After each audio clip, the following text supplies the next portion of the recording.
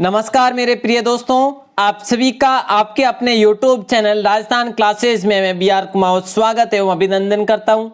दोस्तों, अपना Rajasthan GK topic में मारवाड़ का इतिहास अपन कंटिन्यू करते हुए आगे पढ़ेंगे। मारवाड़ के इतिहास का पहला पार्ट दोस्तों अपन आज पढ़ने वाले हैं और इसमें मारवाड़ के इतिहास में 3 से 4 पार्ट बनेंगे। इससे पहले अपन ने मेवाड़ के इतिहास, चौहानों का इतिहास पढ़ा है दोस्तों, ठीक है। तो अब अपन मारवाड़ के इतिहास की ओर बढ़े तो इतिहास के महत्वपूर्ण ये जो नोट्स है दोस्तों, इसमें संपूर्ण जानकारी ऐड करने की, इतिहास में जो भी घटनाक्रम हुए वो मैंने यहाँ पर ऐड करने की पूरी कोशिश की है। दोस्तों कंप्लीट जरूर देखना, मेरी आप सभी से रिक्वेस्ट है। इस वीडियो को कंप्लीट देखेंगे तो आपके मारवाड़ के इतिहास से संबंधित फर्स्ट पार्ट में काफी जो जीके है वो क्लियर होने वाला है और जो भी कुछ भी नया सीखने को आपको मिलेगा, देखने को मिलेगा इसमें, तो अवश्य देखना इस क्लास को कंप्लीट, ठीक है। तो दोस्तों महत्वपूर्ण तथ्यों पर आधारित ये क्लास रहेगी आपके लिए और राजस्थान क्लासेज पर यदि आप पहली बार है तो चैनल को सब्सक्राइब जरूर कर दीजिए और बेल प्रेस जरूर कर दीजिएगा ताकि आपको नई नई वीडियो के नोटिफिकेशन मिलती रहेगी। अच्छा दोस्तों, व्हाट्सएप ग्रुप और क्या और टेलीग्राम चैनल दोनों ज्वाइन कर सकते हैं आप, इसका लिंक वीडियो के डिस्क्रिप्शन में दे रखा है, ठीक है। चलिए दोस्तों स्टार्ट करते हैं अपन मारवाड़ के इतिहास में। सबसे पहले अपन अगर बात करें तो यदि आपको ध्यान हो कि मारवाड़ क्षेत्र जो है ये मुख्यतः कौन कौन से जिलों को अंतर्गत है जो लेता है, तो देखिए दोस्तों, सबसे पहले अपन बात करेंगे जोधपुर जो कि मुख्यतः है, ठीक है। उसके बाद बीकानेर, बाड़मेर, जालोर, नागौर, पाली और उसके आसपास का क्षेत्र जो कुछ एक क्षेत्र जैसलमेर का भी आता है। तो दोस्तों मुख्यतः जोधपुर, बीकानेर, बाड़मेर, जालोर, नागौर और पाली, ये 6 जिले जो है ये मारवाड़ के अंतर्गत आते थे उस समय, ठीक है, और अभी भी आते हैं। दोस्तों अगर हम आगे बात करें तो अपन देखिए मारवाड़ के इतिहास अपन शुभारंभ कहां से करते हैं? गुर्जर प्रतिहार वंश से करते हैं, ठीक है। तो दोस्तों गुर्जर प्रतिहार वंश से यदि शुरुआत करें तो इसमें भी काफी शासक हुए थे। अपन मोस्ट इंपोर्टेंट शासक देखेंगे ओनली, ठीक है, और कुछ यदि है तो आप अवश्य इसमें मैंने ऐड कर दिया, आप जरूर पढ़ लेना, नोट्स आपको प्रोवाइड कर दिए जाएंगे, ठीक है ना। चलिए दोस्तों, आपसे फिर से मेरी रिक्वेस्ट है, देखिए क्लास को कंप्लीट जरूर देखना ताकि आपको कुछ नई जानकारी, यदि आपने पहले से पढ़ा है जी बिल्कुल, लेकिन नई जानकारी प्राप्त करने के लिए इसे अच्छे से क्लियर करेंगे साथ साथ में, ठीक है। दोस्तों देखिए गुर्जर प्रतिहार वंश का शासन मुख्यतः 8वीं से 10वीं शताब्दी तक रहा था राजस्थान के अंतर्गत, ठीक है। और उस समय राजपूताना का यह क्षेत्र गुर्जरात्रा कहलाता था। दोस्तों क्या गुर्जरात्रा कहलाता था। और दोस्तों अगर बात करें तो गुर्जरों के स्वामी कौन थे? प्रतिहार थे। अब देखिए गुर्जरात्रा कहलाता था ये क्षेत्र पहले, ठीक है, क्योंकि यहाँ पर गुर्जर प्रदेश मतलब ये कहलाया क्योंकि गुर्जर थे। अब दोस्तों प्रतिहार जो थे ये गुर्जरों के क्या थे? ये स्वामी थे और दोनों को मिलाकर क्या कहा गया? गुर्जर प्रतिहार कहा गया। और दोस्तों राजस्थान में जो मंदिर स्थापत्य की जो प्रमुख कला शैली को यही है जो संज्ञा दी गई, जैसे कि आपको बता दूं एक ऑप्शन, मतलब कि एक उदाहरण ओसिया, ठीक है, ओसिया का मंदिर। तो दोस्तों इस प्रकार से आपको है जो ये याद रखने हैं। अच्छा दोस्तों यहाँ पर तो ये मुख्य नहीं रहा, अपन है जो इस प्रकार से क्यों पढ़ रहे हैं, मतलब कि काफी जो तथ्य यहाँ पर शामिल करके क्यों पढ़ रहे, क्योंकि हमें याद हो अच्छे से, ठीक है। तो दोस्तों कंप्लीट जरूर देखना। अच्छा दोस्तों अगर ये इंपॉर्टेंट है, देखिए यहाँ पर अगर बात करें दोस्तों को गुर्जर प्रतिहारों की 2 शाखाएं हुई थी, ठीक है, और कौन कौन सी? देखिए मंडोर शाखा और भीनमाल शाखा। अब यहाँ पर देखिए दोस्तों गुर्जर प्रतिहारों की जो प्रारंभिक राजधानी रही थी वो रही थी मंडोर। अब देखिए दोस्तों प्रश्न आपको यहाँ से कर लिया जाए कि गुर्जर प्रतिहारों की प्रारंभिक राजधानी कहाँ से रही थी, तो दोस्तों मंडोर कहाँ पर आता है? जोधपुर में आता ना। जोधपुर कहाँ पर? राजस्थान में आता ना। तो दोस्तों प्रश्न कहीं से भी पूछा जा सकता है, प्लीज आप सभी जरूर अपने ऐसे जीके को क्लियर करेंगे ताकि जो अपन अच्छे से वहां पर भी क्वेश्चन को अच्छे से क्लियर करके राइट करके आ जाए। दोस्तों प्रतिहार शासक कौन? नागभट्ट प्रथम ने भीनमाल पर अधिकार किया और नागभट्ट प्रथम साम्राज्य विस्तारवादी शासक भी थे। अब दोस्तों यहां पर अपन बात करें तो वत्सराज देखिए वत्सराज, देखिए ये तो अपन सिर्फ नाम देख रहे हैं, थोड़ी सी जानकारी, ठीक है। अब ये वत्सराज कौन थे? ये देवराज के पुत्र हुए थे और 778 से 805 तक इनका शासनकाल रहा था। और मांडी वंश व बंगाल के धर्मपाल को पराजित किया इन्होंने। और वत्सराज को देखिए यहाँ पर ये ध्यान रखेंगे, देखिए ध्यान रखने वाली बात यहाँ पर क्या है, वत्सराज को रणहस्तिन भी कहा गया है। अब ऐसा प्रश्न कर लिया जाए कि रणहस्तिन किसे कहा गया है, तो दोस्तों प्रतिहार शासक वत्सराज को, किसको? वत्सराज को। प्रतिहार गुर्जर प्रतिहारों का जो शासन कहाँ रहा था? मंडोर पर रहा था दोस्तों, और भीनमाल पर रहा था, ठीक है। तो यहाँ पर ये चीजें ध्यान रखने वाली है। अच्छा दोस्तों, अब मुख्य जो है देखिए नागभट्ट द्वितीय, ठीक है। और दोस्तों नागभट्ट द्वितीय के बारे में अपन कुछ अब यहाँ पर आपको क्लियर करवाऊं, अपन जो इतिहास है ना ये पूरा पढ़ लेते हैं, उसके बाद इंपोर्टेंट ऐसे तथ्य काफी जो है वहां से प्रश्न भी बने हुए हैं, वो अपन अलग से 2-4 क्लास में पढ़ लेंगे अच्छे से, ठीक है ना, बेफिक्र रहिएगा। अच्छा दोस्तों, नागभट्ट द्वितीय के बारे में बात करें तो इनके बाद वत्सराज के बाद 805 से 833 तक इन्हीं का शासनकाल रहा था नागभट्ट द्वितीय का। वत्सराज का पुत्र था नागभट्ट द्वितीय। सन 815 में ये गद्दी पर बैठे और 816 में कन्नौज पर आक्रमण कर सकरा युद्ध को पराजित किया। अब देखिए कन्नौज पर आक्रमण कब किया? 816 में किया, सकरा युद्ध को पराजित किया, ठीक है। कन्नौज को प्रतिहार वंश की राजधानी बनाया पहली बार दोस्तों, पहली बार कन्नौज को प्रतिहार वंश की राजधानी किसने बनाया? नागभट्ट द्वितीय ने बनाया।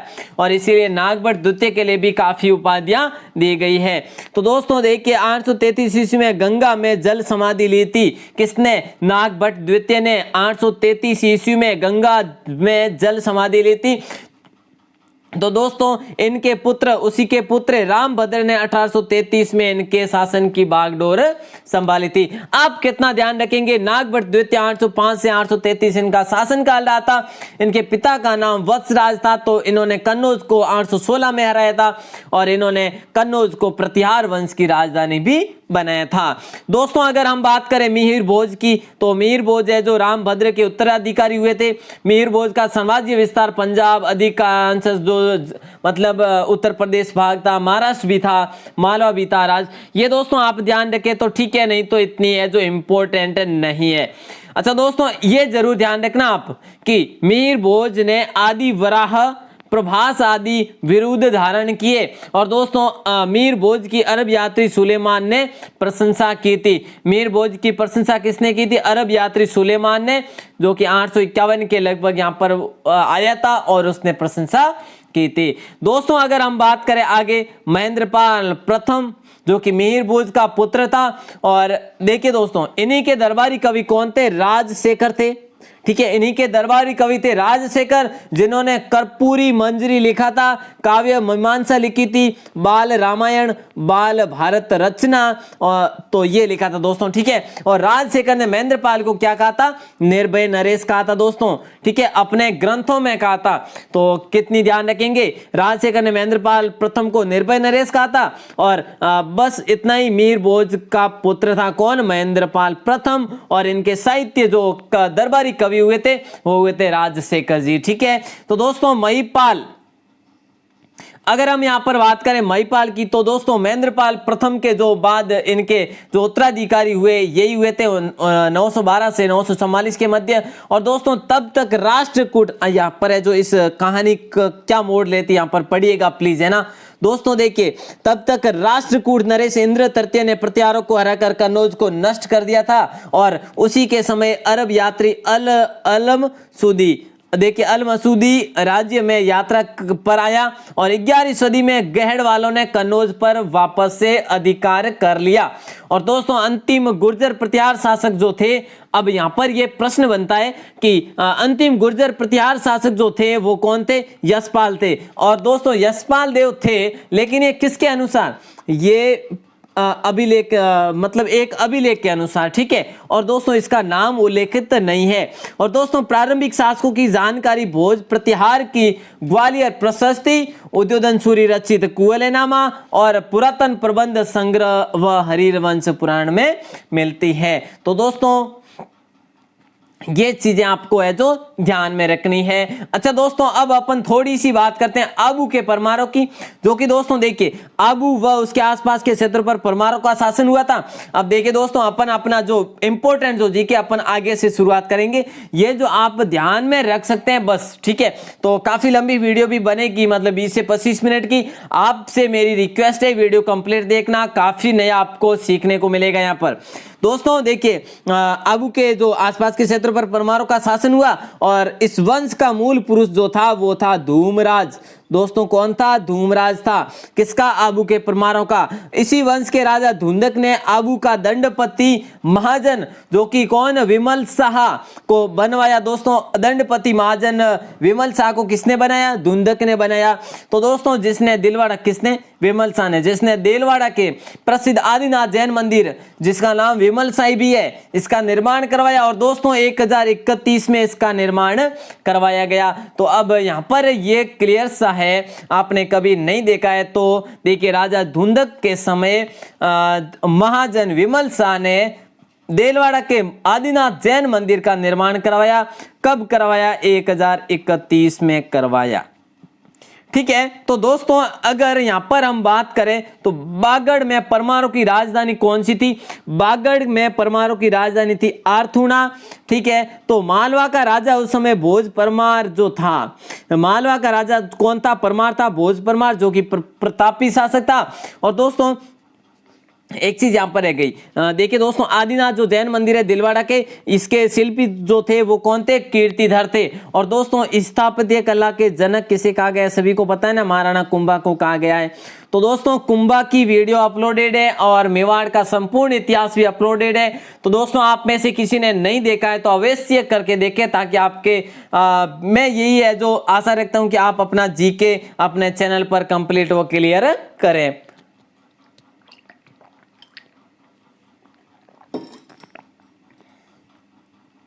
दोस्तों अगर बात करें आगे, परमार शासन का अंत 13वीं सदी के अंत में हो गया था। 13वीं सदी के अंत में परमार शासन का भी अंत हो गया था। और दोस्तों परमार जो थे ना, ये इसके अलावा, इस आबू के अलावा जालोर, वागड़, मालवा पर भी परमारों के शासन का उल्लेख मिलता है। चलिए दोस्तों ये अपन इग्नोर करते हैं। अब अपन है जो पढ़ते हैं राठौड़ वंश, जो कि बहुत ही इंपॉर्टेंट है। राठौड़ वंश से भी अपने एग्जाम में 1-2 क्वेश्चन पूछे जा सकते हैं।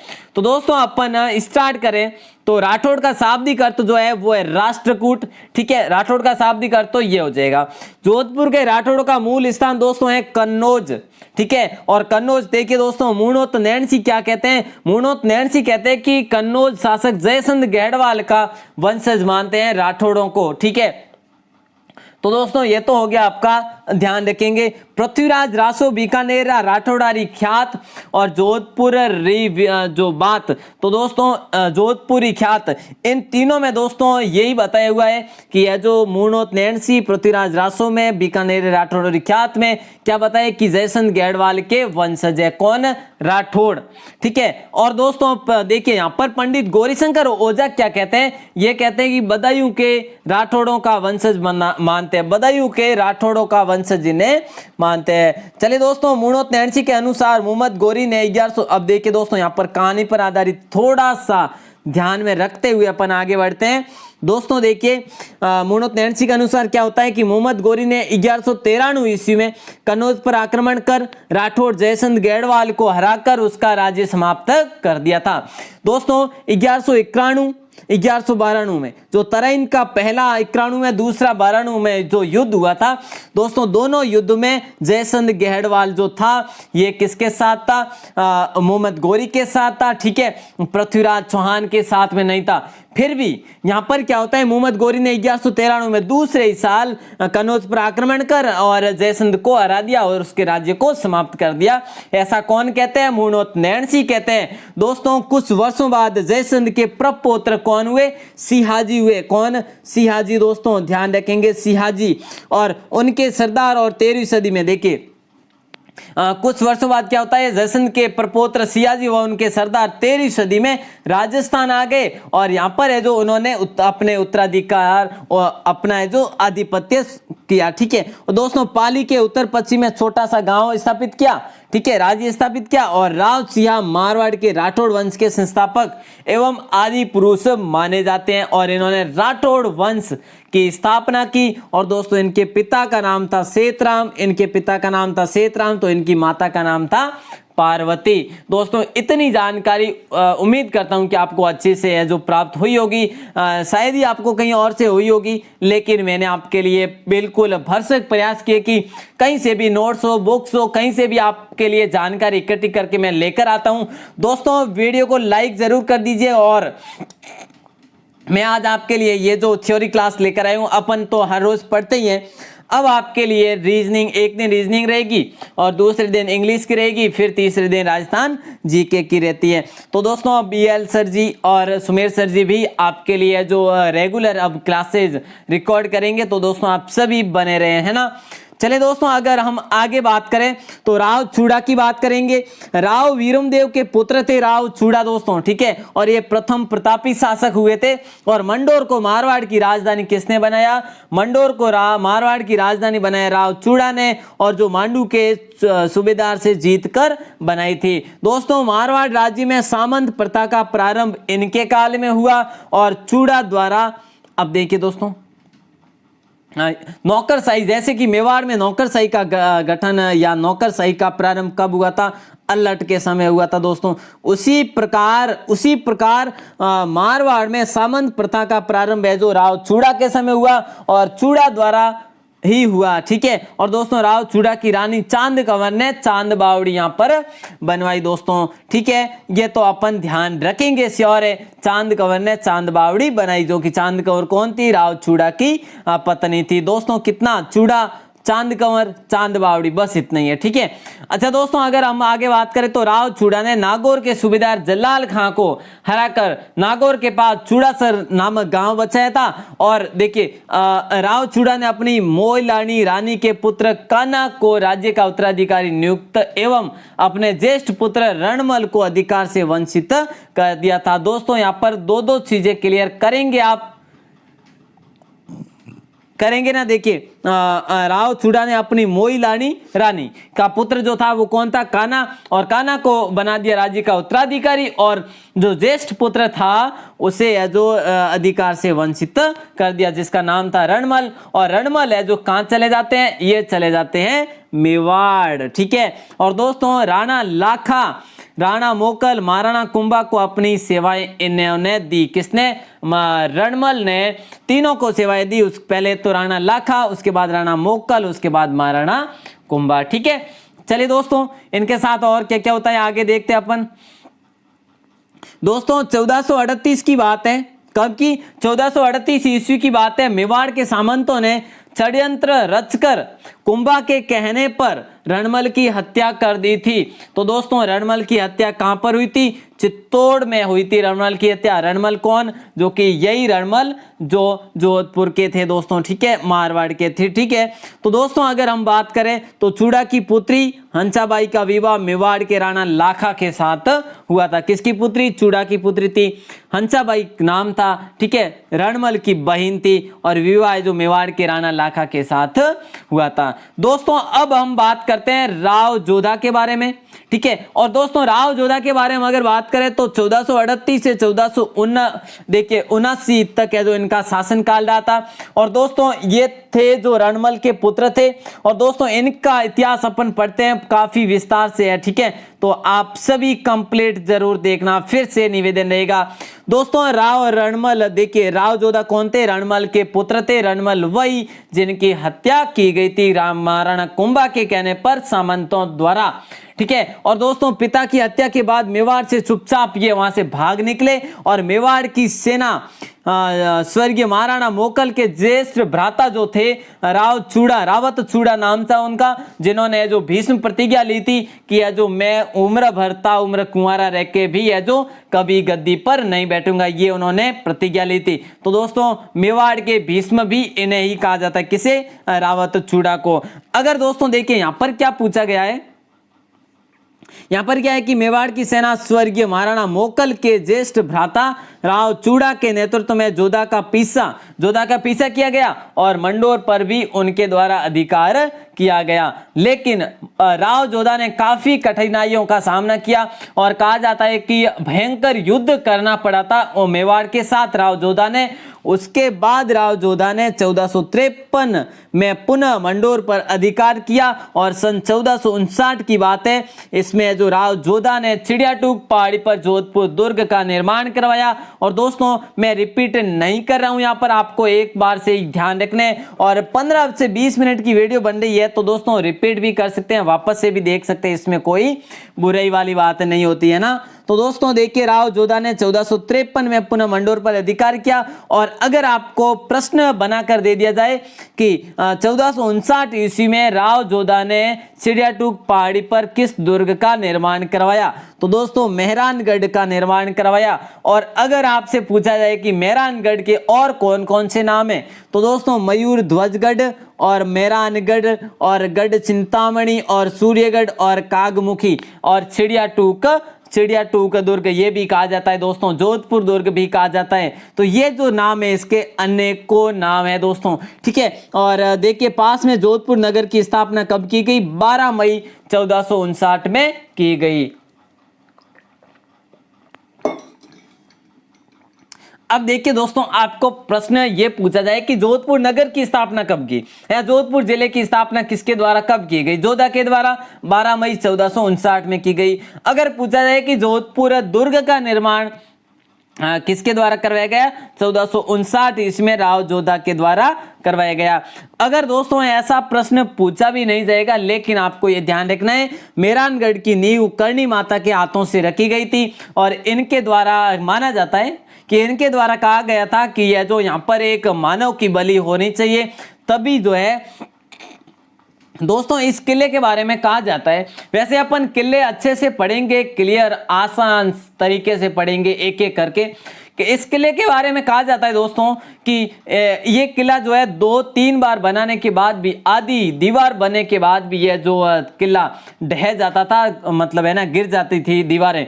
उसके बाद है जो करणी माता, जो उस समय जो बीकानेर के शासक हुए थे, बीका लेकर आए थे करणी माता को, और करणी माता ने कहा जाता है कि ये कहा था कि यहाँ पर है जो मानव की बलि होनी चाहिए, तभी है जो ये सक्सेस होगा, ये है जो दुर्ग बनेगा कंप्लीट। तो दोस्तों वहां पर है जो राज या मेघवाल नाम से या राजा राम मेघवाल नाम से है जो वहां पर बलि भी चढ़ी हुई है दीवार के अंतर्गत, ठीक है। तो दोस्तों ये अपन अलग से पढ़ेंगे श्योर, ठीक है। हाँ तो आगे हम बात करें तो दोस्तों राव जोधा ने अपनी पुत्री का विवाह कुंभा के पुत्र रायमल के साथ किया था, ये ऐसा कहा जाता है, और जो कि रायमल के पुत्र हुए थे राणा सांगा, ठीक है दोस्तों। चलिए अगर हम यहां पर बात करें, राव जोधा के प्रमुख 2 उत्तराधिकारी थे, वो कौन थे, राव सातल और राव सूजा थे।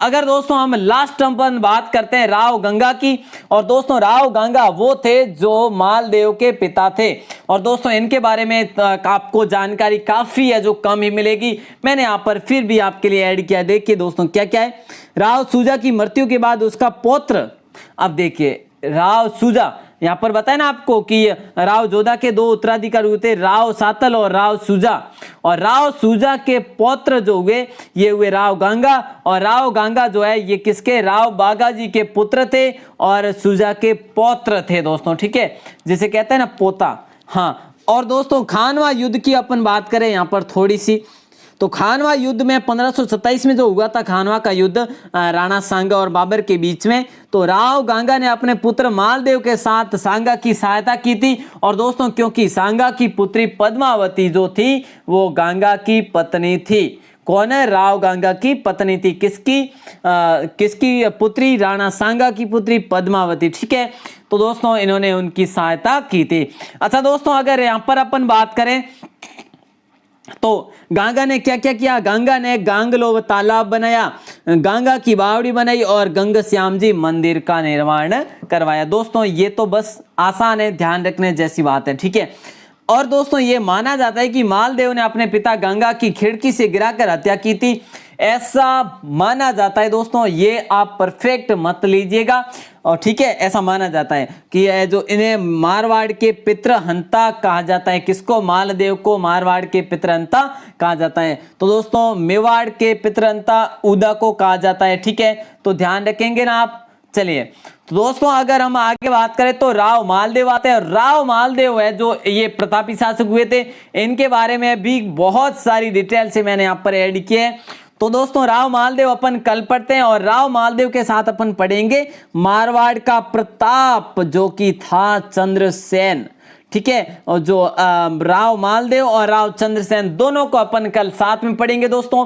ठीक है, कल का मतलब कल तो अपन है जो पढ़ेंगे इंग्लिश सब्जेक्ट। ठीक है, उसके बाद अपन वापस जीके पढ़ेंगे। ठीक है, तो दोस्तों आप सभी बने रहे आपके अपने यूट्यूब चैनल राजस्थान क्लासेस के साथ, और आप सभी का प्रेम पूर्वक बहुत बहुत आभार। और दोस्तों आप सभी से मेरी रिक्वेस्ट है, प्लीज आप सभी से रिक्वेस्ट है कि आप ज्यादा से ज्यादा वीडियोस को शेयर किया करें, और उनसे कहें, आपके दोस्तों को कहें कि ये जो कंप्लीट देखा करें, ताकि आपकी तैयारी, आपकी अपनी प्रिपरेशन अच्छे से क्लियर हो जाएगी। अच्छा दोस्तों, आप सभी का प्रेम पूर्वक बहुत बहुत आभार। और आपकी एग्जाम की जो डेट है, एग्जाम के लिए जो बीएसटीसी और पीटीटी के लिए जो न्यूज आने वाली है, अब जल्दी आने वाली है दोस्तों। निश्चिंत रहिएगा और पढ़ते रहिएगा, कंटिन्यू अपने जो सिलेबस को कंप्लीट करते रहिएगा। आप सभी का प्रेम पूर्वक बहुत बहुत आभार, धन्यवाद।